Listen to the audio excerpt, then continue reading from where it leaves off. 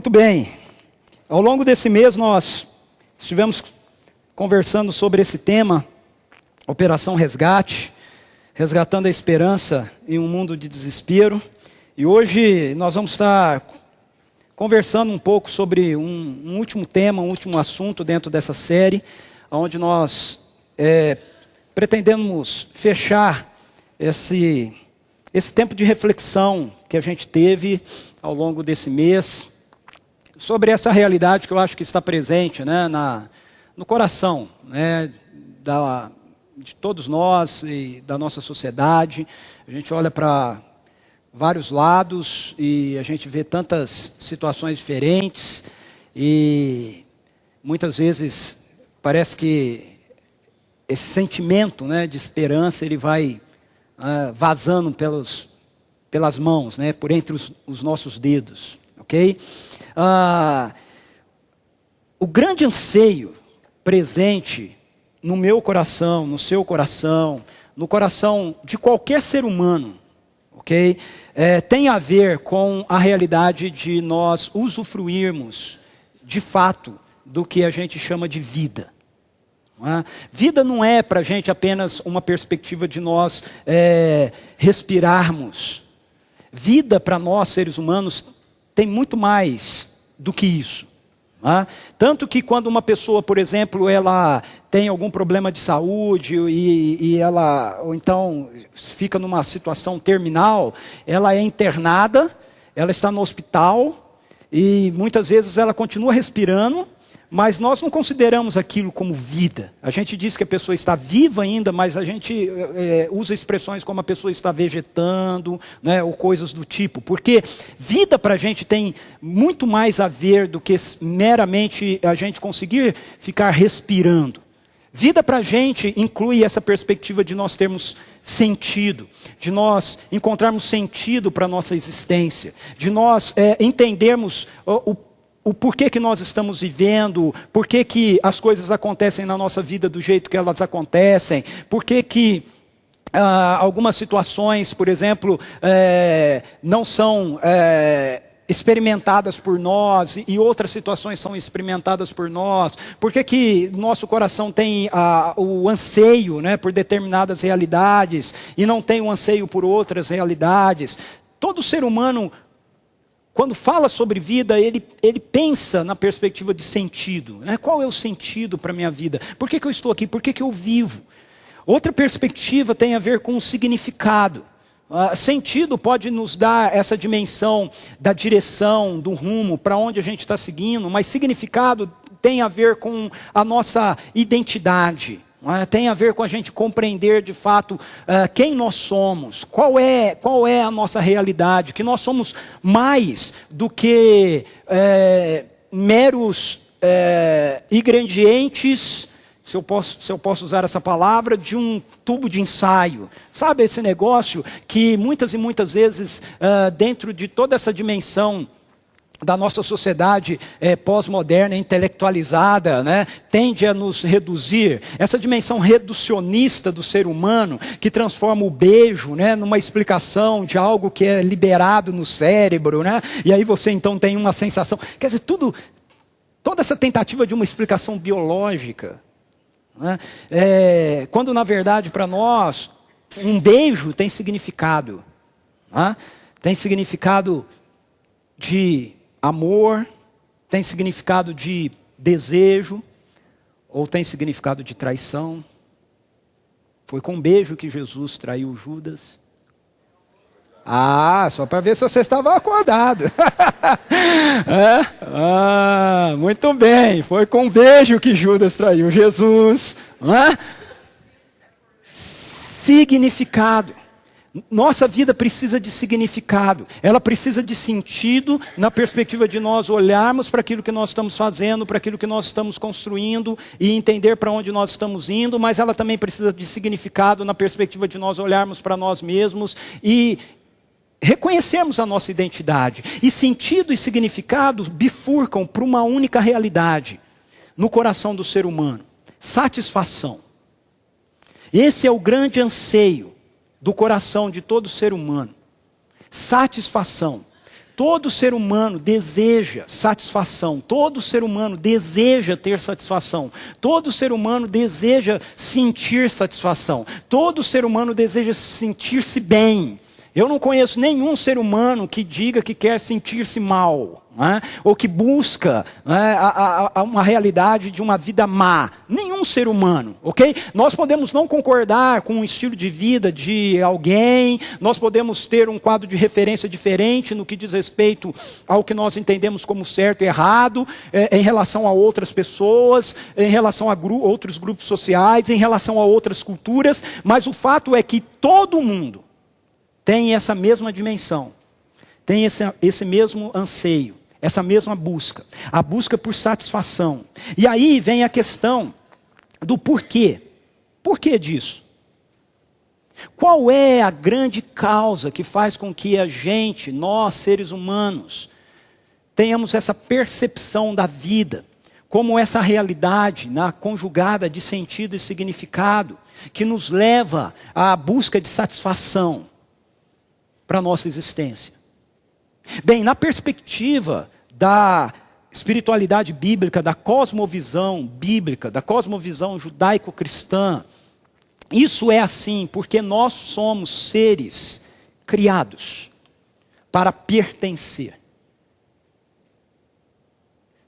Dependendo da cosmovisão que você adotar, dependendo da filosofia que você resolver pegar para seguir e refletir a respeito da sua vida, você pode encontrar outras respostas para essa questão, ok? Mas a resposta que as Escrituras nos dão, a resposta que a teologia bíblica nos dá, a resposta que a revelação de Deus nos dá, é esta: nós somos seres criados. E nós somos seres criados para pertencer. Ok? Nós não somos um acidente cósmico. Nós não somos frutos de uma explosão. Nós não somos um mero processo de evolução que veio de uma única célula e aí transformou-nos nesses seres capazes e multiformes em pensamentos, dons, sentidos, significados e tudo mais. Na perspectiva bíblica, naquilo que as Escrituras nos revelam, há um Deus pessoal que criou o universo. E Ele criou um universo bom e perfeito. E esse Deus, Ele é uma comunidade relacional. Ele não é um indivíduo.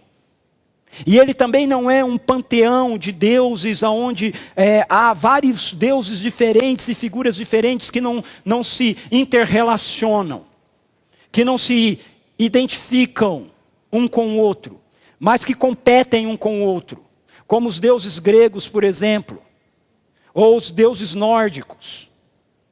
Não. Na perspectiva daquilo que as Escrituras nos revelam sobre o Deus Criador, Ele é uma pessoa. Desculpe, Ele é um ser que subsiste em si, em três pessoas distintas: o Pai, o Filho e o Espírito Santo. E essa comunidade divina cria o universo. E aí, ela nos cria a humanidade. E cria a humanidade para que nós possamos participar dessa relação que esse Deus tem nele.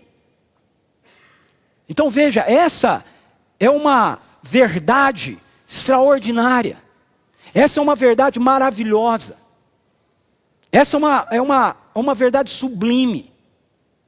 Nós fomos criados para pertencermos a Deus. Nós não somos um projeto de Deus, de um Deus que nos cria para então olhar para a gente como bonecos ou como brinquedos com os quais agora Ele vai jogar ao longo da nossa existência. Não. Ele nos cria para que nós possamos ser parte dEle. Ele nos cria para que nós possamos participar da existência dEle, da vida dEle. Ele nos cria para que nós possamos, em uma palavra, pertencer. Mas, como nós somos criados à sua imagem e à sua semelhança, e esse Deus, Ele é um Deus que tem liberdade, Ele nos proporcionou liberdade também. Porque se nós não fomos livres para escolhermos responder ao amor daquele que diz que nos ama, então na verdade, Ele não nos ama. A gente olha para isso nas relações humanas e a gente percebe essa realidade.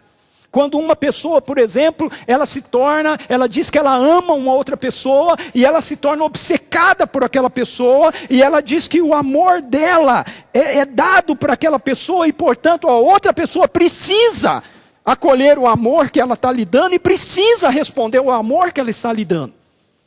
A gente vê isso em filmes, a gente vê isso em novelas, e quando a gente vê isso, aí a nossa identificação com essa realidade é uma identificação patológica.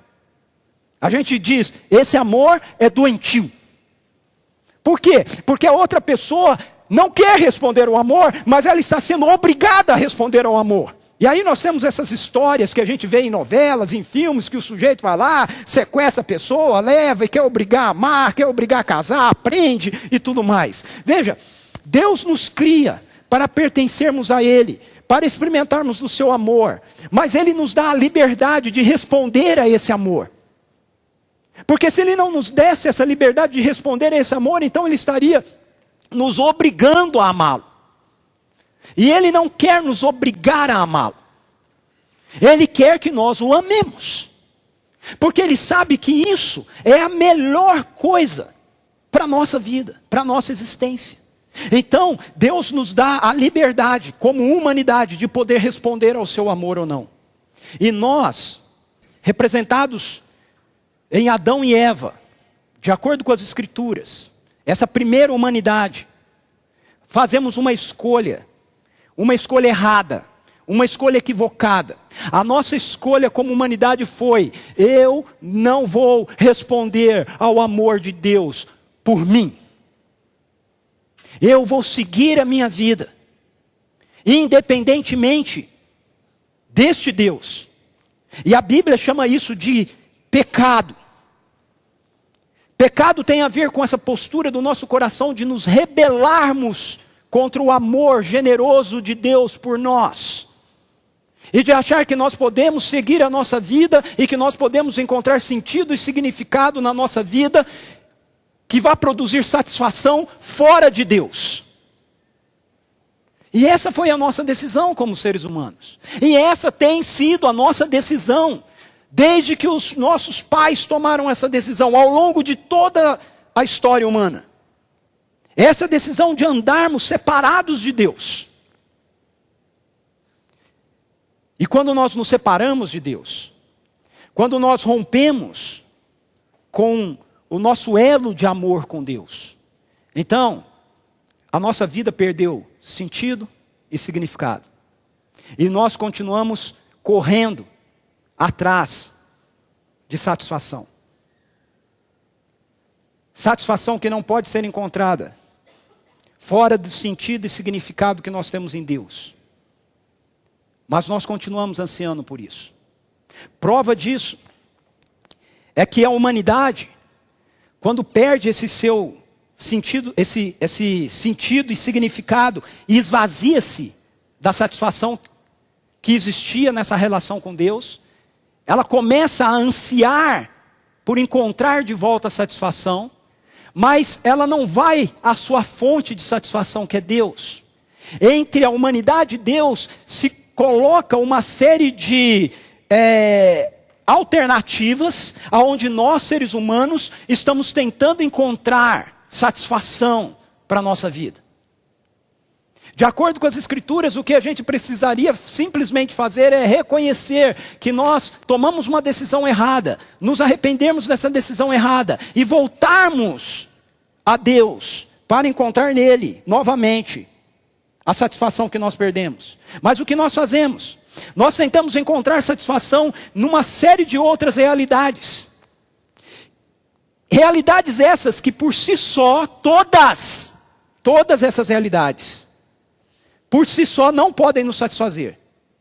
Mas que cada uma delas, na verdade, é fruto da criação de Deus para nós. Veja, foi Deus quem criou a diversão. Nós somos feitos à imagem e semelhança de Deus, e o sentimento de alegria é uma realidade que vem de Deus. Portanto, a diversão, como um elemento que deveria estar presente na nossa vida, quando nós estamos nos satisfazendo em Deus, é bem-vinda. Assim como o dinheiro, assim como as coisas, assim como o sexo, ou qualquer outra realidade. Mas quando nós buscamos satisfação, sentido, significado na nossa vida, nessas coisas, quando nós achamos que, voltando a nossa atenção para elas, e nos doando a elas, nós vamos encontrar satisfação para a nossa vida, então as coisas que Deus criou, que deveriam ser elementos que pudessem trazer satisfação para nós, nos escravizam. E aí, a humanidade muitas vezes busca satisfação no lazer, no entretenimento. Que mal tem jogar videogame? A galera aí do videogame. Nenhum. Mas quando você faz disso a sua satisfação, isso te escraviza. Sabe por quê? Porque nesse momento que você está fazendo isso, é onde você está encontrando a sua satisfação. E aí, você precisa fazer cada vez mais isso. Então essa atitude, esse elemento, te escravizou. Você precisa fazer cada vez mais, você precisa jogar cada vez mais, você precisa estar cada vez mais envolvido com essa realidade, porque quando você está envolvido com essa realidade, você se sente satisfeito. E quando você não está, vem a insatisfação. E aí então você não vê a hora de poder chegar em casa de novo e poder jogar outra vez. Para que você possa se sentir satisfeito. E essa mesma realidade tem a ver, por exemplo, com o dinheiro. O dinheiro em si não tem nenhum problema e não é nenhum mal. Mas quando nós transformamos o dinheiro, o ter dinheiro, ganhar dinheiro, na satisfação, naquilo que traz sentido e significado para a nossa vida e nos enche de satisfação, então nós nos tornamos escravos do dinheiro. Porque nós só temos satisfação quando nós estamos ganhando mais dinheiro, ganhando mais dinheiro, ganhando mais dinheiro, ganhando mais dinheiro, e aí nós nos tornamos escravos daquilo. Se a gente não estiver ganhando dinheiro, a gente se sente insatisfeito, escravos. A mesma perspectiva acontece com relação a compras. Aí as mulheres vão dizer, mas por que não botou um homem aí? É porque as mulheres ficam mais alegres na compra, né? Mas os homens também acontecem, ok? Com os homens também. Mas é a mesma questão. Quando nós buscamos nisso, no ter coisas materiais. Porque você pode dizer, não, mas dinheiro e coisa é o mesmo. Não é o mesmo. Okay? Não é o mesmo. Tem pessoas que encontram satisfação na sua vida por estar ganhando dinheiro. E muitas vezes guardam, poupam e tudo mais, porque é aquele, isso me dá satisfação. Mas outras pessoas, a satisfação delas está em gastar o dinheiro, ok? Comprar bastante coisas, ter cada vez mais.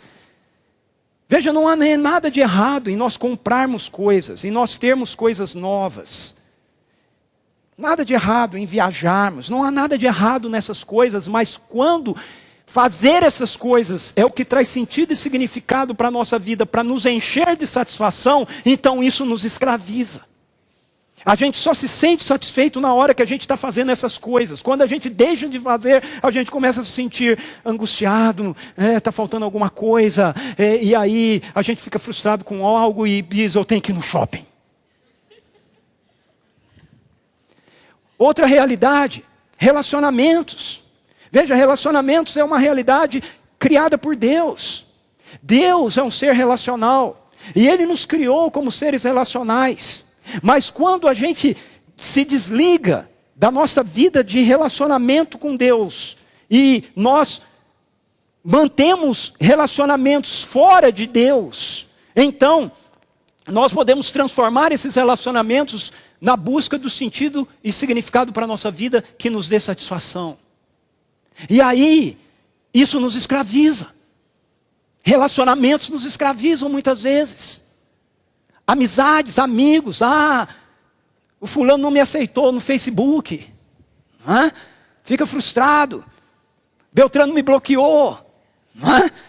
Ciclano não... Fica angustiadíssimo.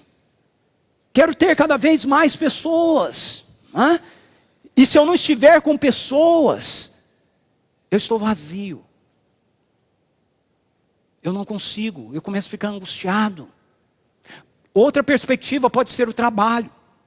Veja, o trabalho, eu já falei várias vezes aqui, né? Trabalho é uma invenção de Deus. Às vezes a gente diz, eu quero saber quem foi que inventou o trabalho, né? Foi Deus, tá? Então, se vai acertar alguma conta, é com ele que você tem que acertar.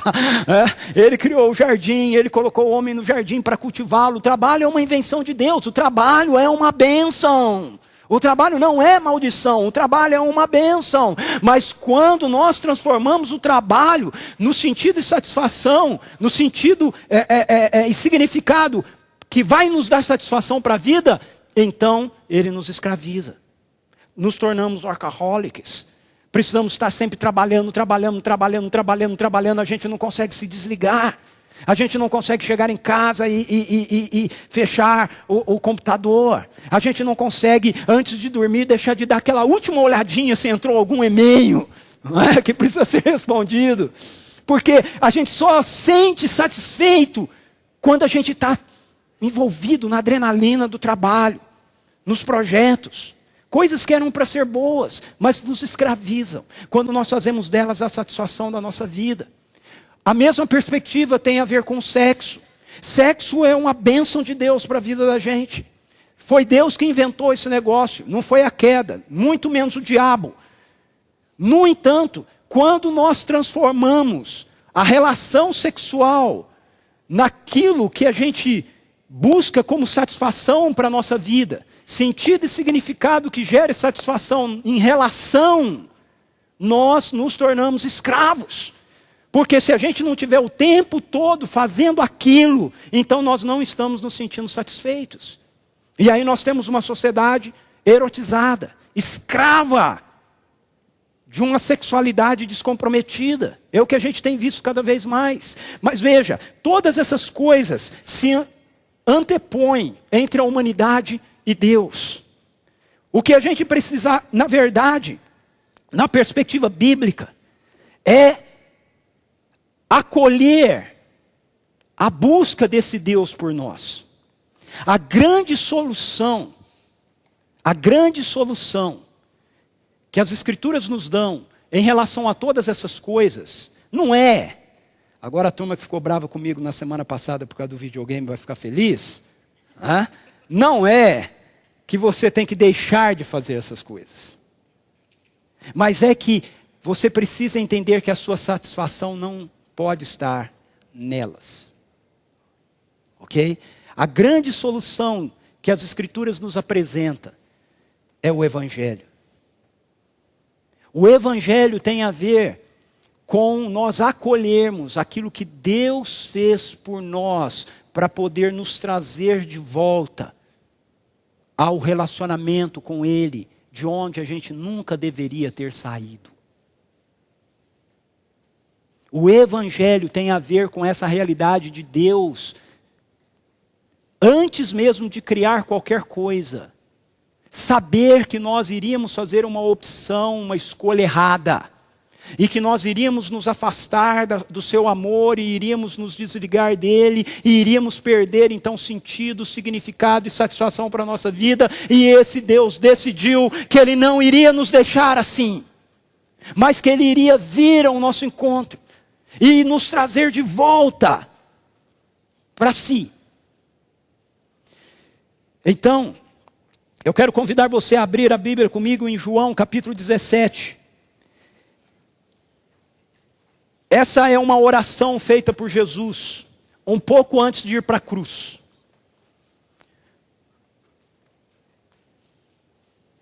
O capítulo 17 narra para a gente essa oração. E nessa oração final de Jesus, nós podemos entender como o Evangelho nos conduz a um viver abundante. Porque o nome que as Escrituras nos dão para essa busca da vida, marcada por sentido, significado que nos leva à satisfação, é vida abundante. Jesus usa essa expressão. Nós estamos em busca de vida abundante. Então, como é que o Evangelho pode nos dar dessa satisfação? Como ele pode nos dar dessa vida abundante? Veja, primeiro, o Evangelho supre a verdadeira vida eterna que nós precisamos. Ninguém pode ter vida abundante se estiver morto. Morto não tem vida. Você pode ir em qualquer necrotério, ou em qualquer velório, e você pode se colocar diante de qualquer cadáver, e ele pode estar muito bem maquiado, ele pode estar muito bem vestido. A pessoa morta ali pode estar usando o terno mais caro que existe.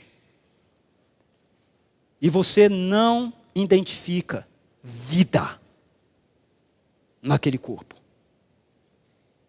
Não é verdade? As Escrituras nos dizem que nós, seres humanos, por causa da nossa rebelião contra o Deus Criador, estamos mortos nos nossos delitos e pecados. Nós precisamos entender isso. E mais do que entender, nós seres humanos precisamos crer nisso, aceitar isso. Esse é um grande problema da nossa geração. Eu vejo tantas discussões, tantos argumentos e tantas ideias sendo colocadas, por exemplo, no Facebook, ou em escritos, e em notícias da televisão, onde as pessoas falam e querem apontar soluções, e querem apontar direções para realidades que estão presentes dentro da vida humana cotidiana. Mas o que nós não entendemos, ou o que a nossa geração não está entendendo, não consegue entender, o que as Escrituras dizem para a gente, que a humanidade de uma forma geral não entende, a não ser que seja pela perspectiva da revelação da palavra de Deus e pela fé, é que nós estamos mortos nos nossos delitos e pecados. Nós estamos separados de Deus. E a nossa vida separada de Deus faz com que a gente não exista. Você pode respirar, você pode andar, você pode usar roupas. Eu posso fazer isso. E ainda assim estar morto. Então, para que a gente possa experimentar sentido e significado, satisfação, vida abundante, a primeira coisa que o Evangelho vai fazer por mim e por você, é nos dar vida eterna. É trazer-nos de volta à vida. Que a gente acha que tem, mas não tem. Fora de Deus, nós não temos. Veja o que Jesus diz em João capítulo 3. Ele começa a orar dizendo a Deus que ele pede para que o Pai possa glorificar o Filho, para que o Filho possa então glorificá-lo. Ele pede no verso 2 que isso seja feito para que a autoridade que lhe fora dada sobre toda a humanidade, para conceder vida eterna a todos que lhe deste, pudesse acontecer. E aí no verso 3 ele diz assim: esta é a vida eterna. É muito interessante, quando você estiver lendo os evangelhos, você prestar atenção, e muita atenção, quando dos lábios de Jesus vierem expressões assim: esta é, isto é, assim é. Por quê? Porque não é o estilo de Jesus definir as coisas. O estilo de ensino de Jesus, assim como dos rabinos da época dele, na maioria das vezes eram contar histórias, apresentar alternativas e fazer com que então, a partir dessa reflexão, as pessoas chegassem ao entendimento de uma verdade oculta, que é o que a Bíblia chama de mistério.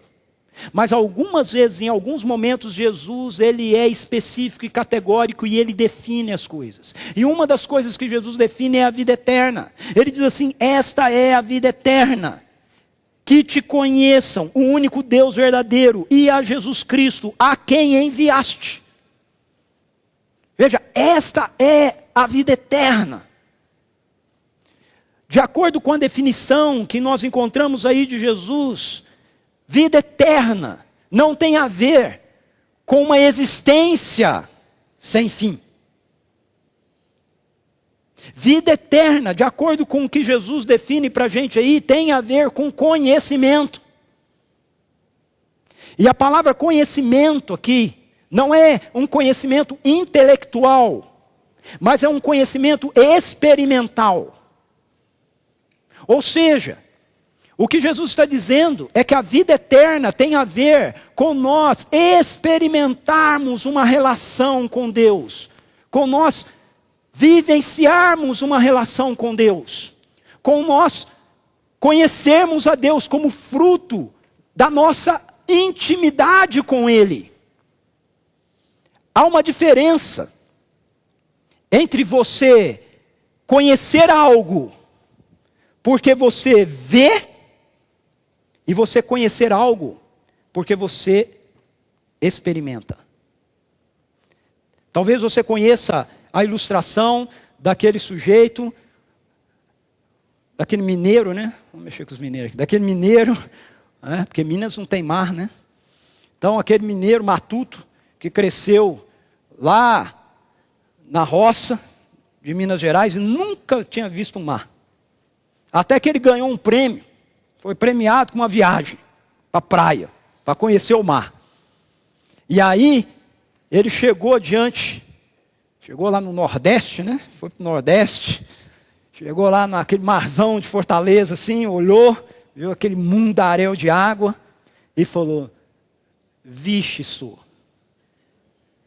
Eu sempre tive vontade de conhecer o mar, uai. Agora sim. Oi, que mundão d'água. Eu conheço o mar, que coisa linda. Agora eu conheço o mar. E do lado dele, estava um marinheiro, um marujo, de 45 anos de mar. 45 anos no barco, pescando. E aí o marujo olhou para ele e falou assim: eu também conheço o mar.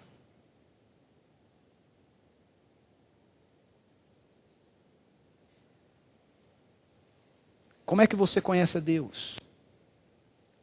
Como é que eu conheço a Deus? Como é que nós conhecemos a Deus? Nós conhecemos a Deus como um mineiro que vai ver o mar pela primeira vez. E o que Jesus está nos convidando a fazer, quando Ele diz que nós precisamos experimentar da vida eterna, é nós conhecermos a Deus como aquele marujo que viveu em alto mar por 45 anos. Conhecimento de Deus, vida eterna tem a ver com conhecimento de Deus que gera essa realidade de intimidade. Mas na nossa cultura, a ideia de vida eterna é a ideia de nós não morrermos. De nós, de alguma maneira, preservarmos a nossa existência física. Ainda que seja para sermos um zumbi. Por isso há tanto sucesso hoje em dia com os vampiros. O vampiro te dá uma semivida.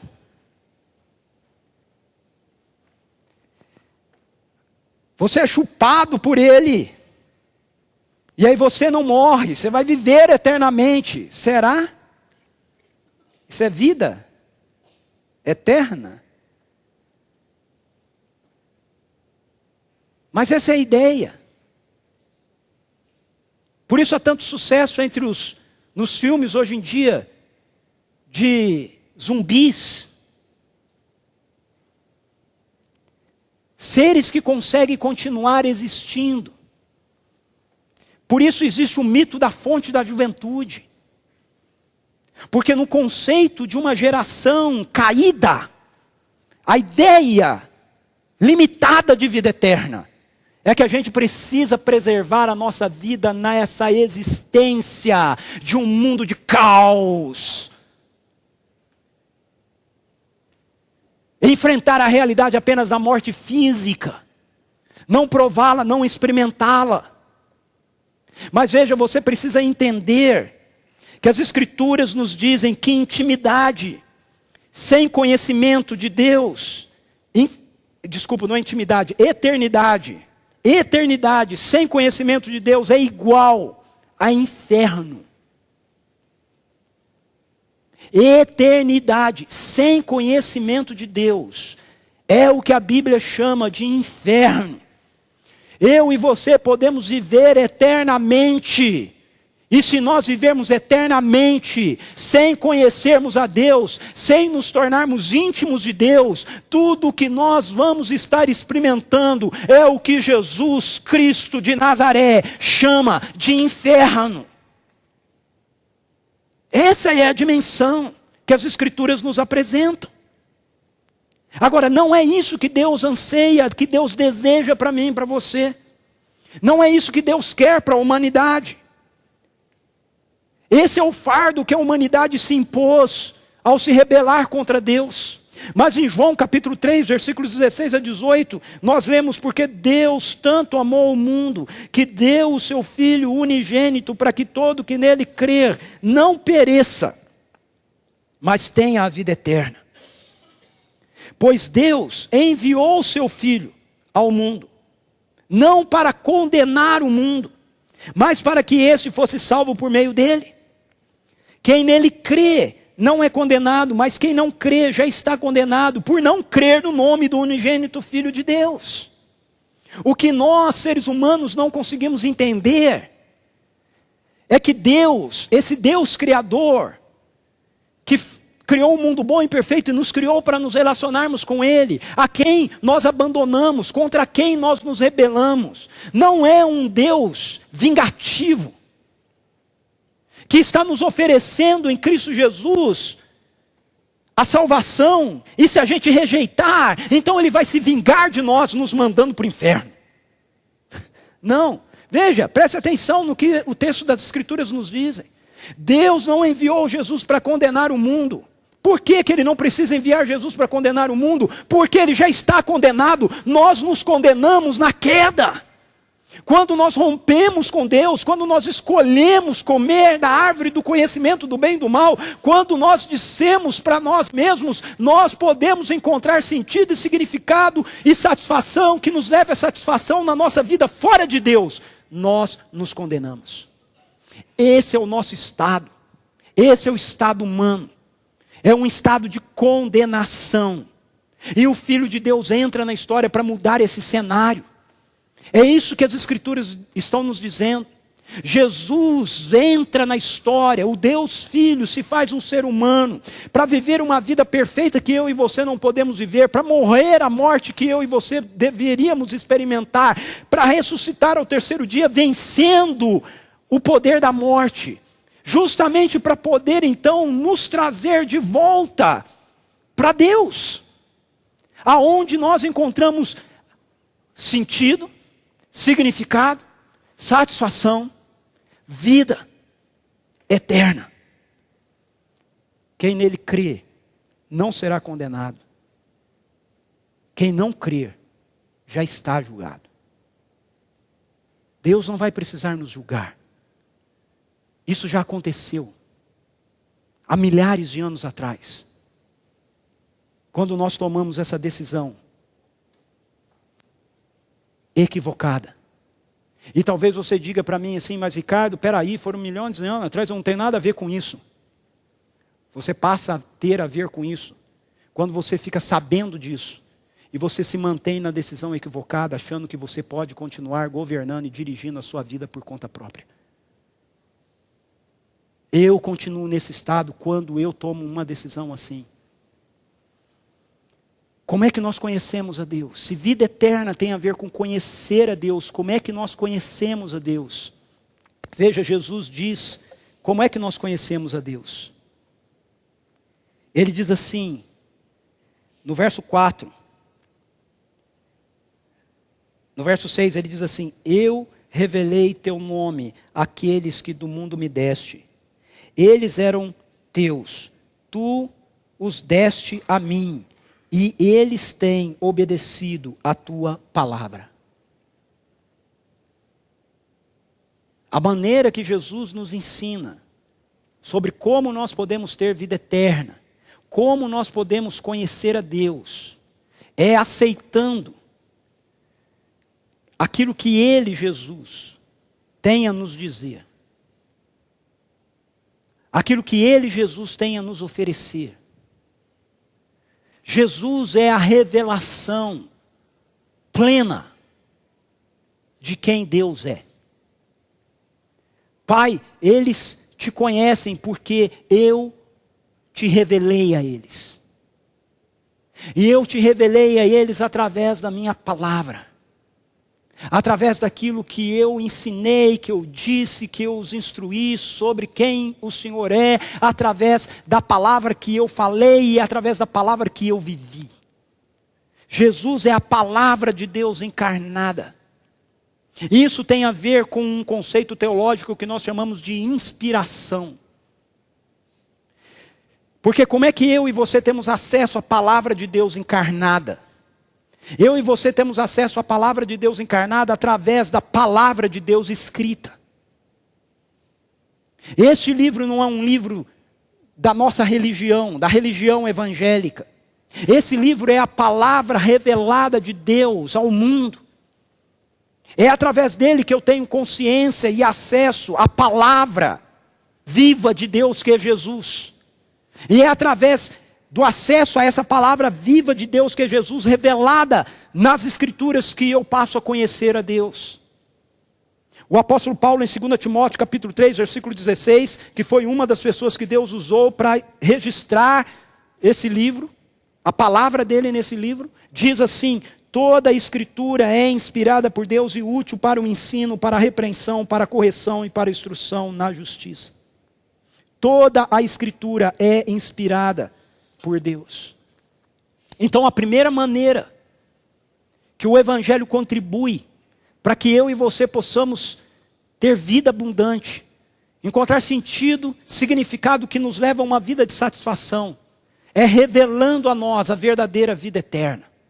Em segundo lugar, o Evangelho supre as verdadeiras demandas do nosso coração. Veja, Jesus diz que Ele, que é o Evangelho, que Ele, que é aquele que fez por mim, por você e pela humanidade o que nenhum de nós pode fazer, nos protege.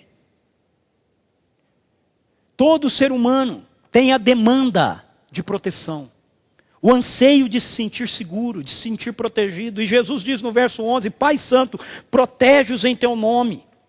No versículo 12 ele diz, enquanto eu estava com eles, eu os protegi e os guardei no nome que me deste. No versículo 15 ele diz, não rogo que os tires do mundo, mas que os protejas do maligno. Então veja, o Evangelho, ele traz esse sentido, significado que nos enche de satisfação, porque Ele supre as verdadeiras demandas da nossa vida. Em Jesus, por quem Ele é e por aquilo que Ele fez por nós, nós encontramos proteção, verdadeira proteção. Mas o Evangelho também nos supre uma outra demanda, que é a da alegria. Todo ser humano anseia por ser feliz, anseia por alegria. Se não ansiar é porque é doido, né? Quem casou aqui para ser infeliz? Se alguém levantar a mão, vamos chamar ali já a ambulância já para levar embora. Todo mundo casa para ser feliz, todo mundo se relaciona para ser feliz, todo mundo quer entrar numa faculdade para ser feliz, todo mundo quer trabalhar para ser feliz, todo mundo quer ter filho para ser feliz, ninguém quer fazer as coisas para ser infeliz. Todo mundo anseia por felicidade. Mas a verdadeira felicidade não é fruto de circunstâncias. A verdadeira felicidade precisa ser resultante dessa realidade, de uma alegria que brota do nosso interior, independentemente de circunstâncias. No verso 13, Jesus diz: agora vou para ti, mas digo essas coisas enquanto ainda estou no mundo, para que eles tenham a plenitude da minha alegria. Você tem noção disso? Plenitude. Jesus diz, plenitude da minha alegria. A palavra significa você receber algo até transbordar. Então o Evangelho não dá a mim e a você uma alegria que é fruto de circunstâncias. Ele não gera em nós uma felicidade que nós vamos experimentar porque as coisas todas estão bem na nossa vida. Não. A alegria da qual Jesus está falando é um sentimento e uma realidade que nós vamos experimentar na nossa vida quando as coisas estão bem e quando elas não estão. Não significa que você, desculpa a expressão, vai ser um bobo alegre que vai ficar rindo o tempo todo, ok? Tem momentos que as coisas são difíceis na nossa vida e nós vamos ficar tristes. Mas lá no fundo do nosso ser, existe esse poder, esse sentimento de uma alegria, de uma capacidade que nos enche de vigor e faz com que a gente, ainda que diante de circunstâncias e situações complexas, a gente continue dizendo, vale a pena. Vale a pena. Mas o Evangelho também supre uma outra demanda que é essencial para a vida humana. A demanda da missão. Esse negócio do significado, da razão, do sentido, da razão de viver, do porquê que eu vivo. Jesus diz nos versículos 17 e 18, santifica-os na verdade, a tua palavra é a verdade. E aí ele diz, assim como me enviaste ao mundo, eu os enviei ao mundo. Jesus foi enviado pelo Pai ao mundo. E ele diz que agora ele está enviando aqueles que se rendem à realidade do Evangelho, à realidade daquilo que ele lhes oferece, nos oferece. Se nós recebemos e nós acolhemos aquilo que Jesus nos oferece, a sua vida, então eu e você agora passamos a ter um sentido para a nossa vida. O mesmo sentido que Jesus encarnado teve para dele. Viver a nossa vida envolvido com a missão do Pai, com aquilo que o Pai está fazendo. E o que o Pai está fazendo? Ele está consertando todas as coisas estragadas pela queda. Ele está restaurando o nosso universo. Isso passa pela restauração de relacionamentos. Isso passa pela restauração do físico. Isso passa pela restauração social. Isso passa pelas mais diversas dimensões da existência humana. E nós nos engajamos e nos envolvemos com aquilo que o Pai está fazendo, não como um esforço da nossa parte, para que então Deus possa olhar para a gente e dizer, ei, esses caras estão fazendo um bom trabalho, eu vou levá-los para o céu. Não, nós nos envolvemos com aquilo que o Pai está fazendo, porque nós entendemos, Deus é nosso Pai, Ele nos resgatou, Ele nos salvou, e nós queremos estar envolvidos com a sua salvação para o mundo. Então isso traz sentido e significado para a nossa existência. Nos enche de satisfação.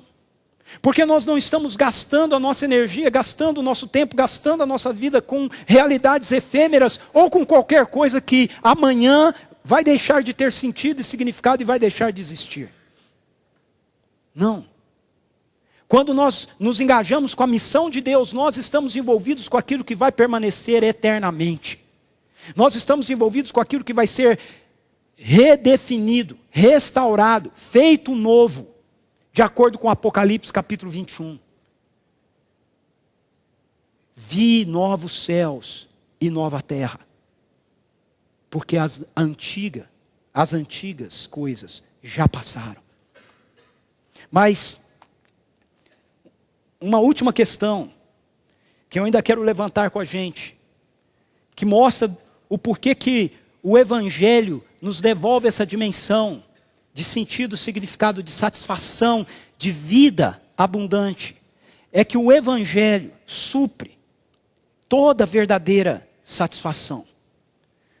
A verdadeira satisfação que nós não podemos ter suprido no lazer, no sexo, no dinheiro, nas compras, nos relacionamentos interpessoais.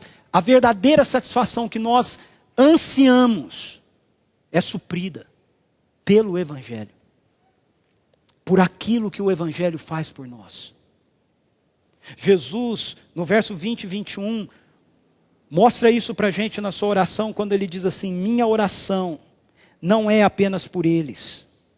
Eu rogo também por aqueles que crerão em mim, por meio da mensagem deles. Então, se você está me ouvindo aqui, e se você diz, eu creio em Jesus, então ele orou por você. Minha oração não é apenas por eles, eu rogo também por aqueles que crerão em mim, por meio da mensagem deles. E pelo que é que ele pede? O que é que Jesus pede por mim? O que é que Jesus pede por você? Vejam. Para que todos sejam um, Pai, como tu estás em mim e eu em ti. Que eles também estejam em nós, para que o mundo creia que tu me enviaste. Jesus está orando pelo plano original de Deus para a vida humana. Deus nos criou para participarmos do relacionamento de amor, de amizade, de intimidade que Ele tem na Trindade. E Jesus está orando aqui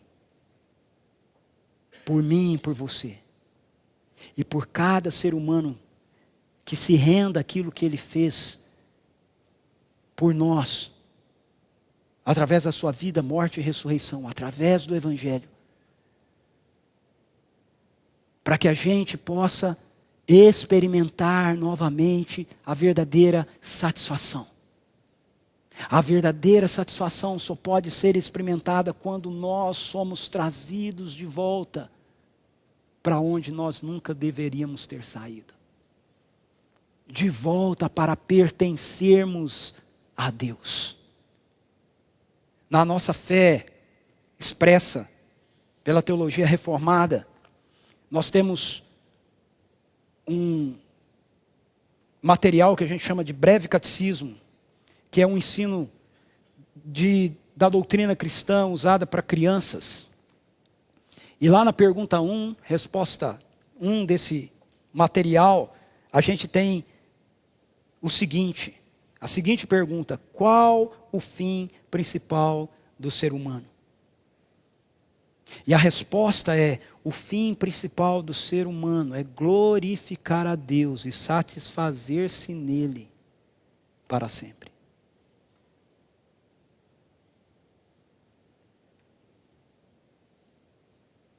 O breve catecismo de Westminster captou a essência daquilo que é a satisfação da nossa vida.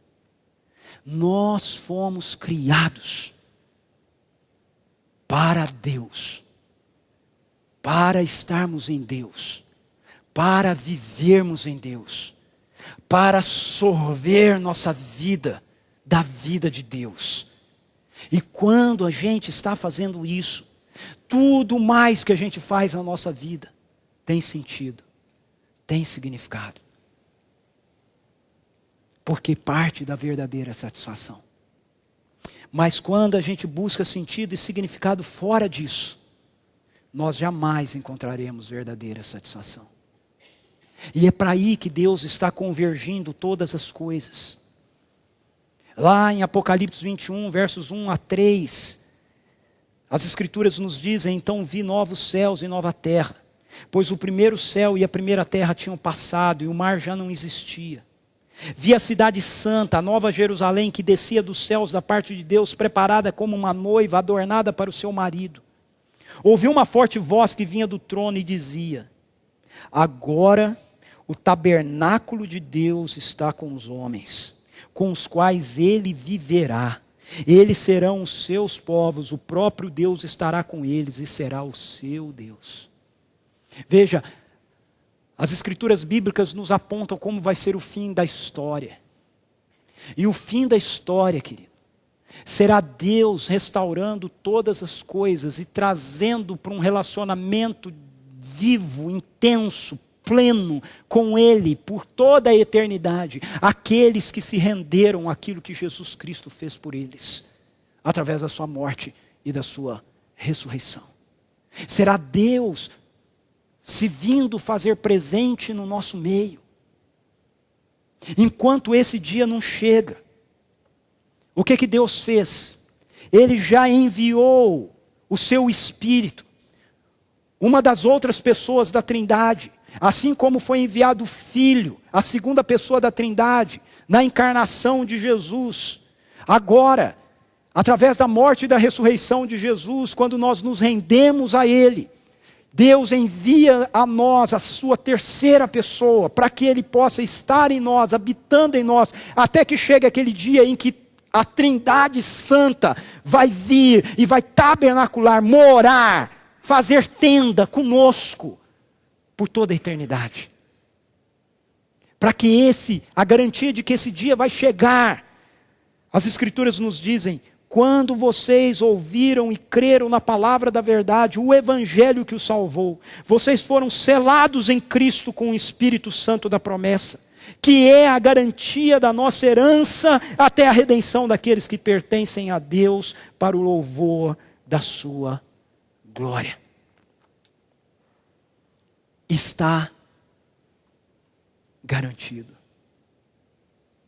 Se você está conosco essa manhã, e se porventura você tem vindo aos nossos encontros, e tem pensado sobre essa realidade de quem é Jesus, sobre o Evangelho que a gente a cada domingo compartilha aqui, eu quero convidar você, hoje, a depositar a tua confiança nessa realidade. E se você já fez isso, eu quero te lembrar que está garantido. Não duvide disso. Mas você vai dizer: mas Ricardo, eu sou tão ruim. Pois é, eu também. Eu também sou. Mas eu faço tanta coisa errada. Pois é, eu também faço. Mas não é o que você faz, é o que Jesus fez. Está garantido. E deixe que Ele vai trabalhando aquilo que precisa ser mudado e transformado na sua vida. É o que Ele tem feito na minha. Não tenha medo.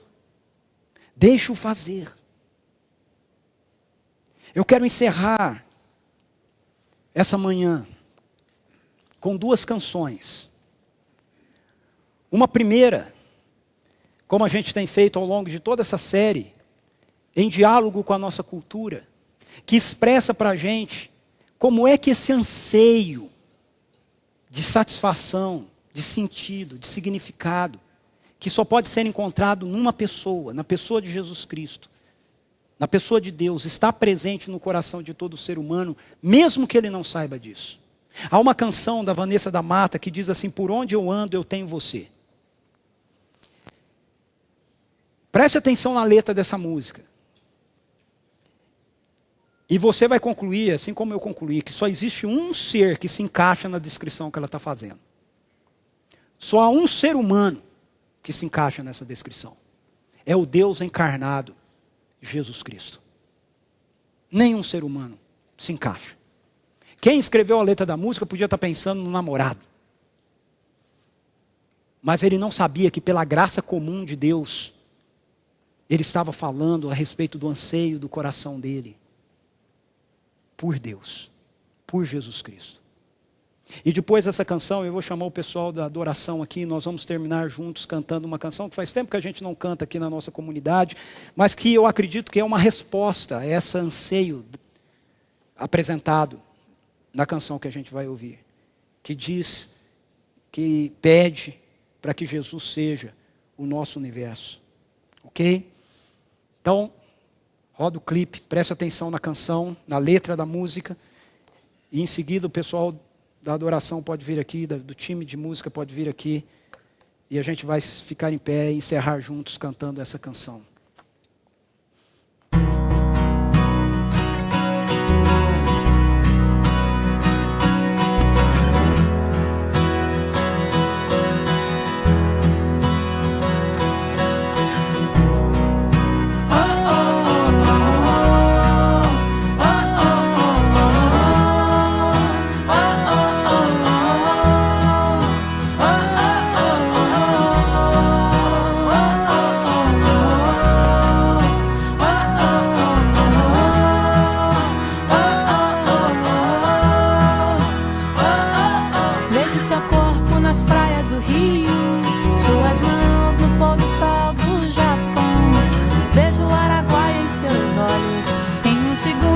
distraio do mundo.